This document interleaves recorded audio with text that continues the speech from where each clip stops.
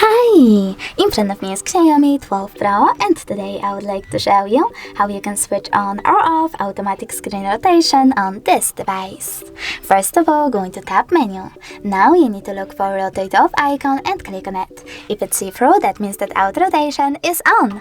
If you wish to turn it off, just click on the same icon. But you can always go into Settings as well, scroll down, click on Display, scroll all the way down and click on the switcher next to Auto Rotate Screen. If the switcher is blue, that means that auto rotation is enabled. In order to disable it, click on the same switcher.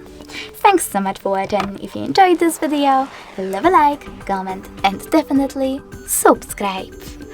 Bye!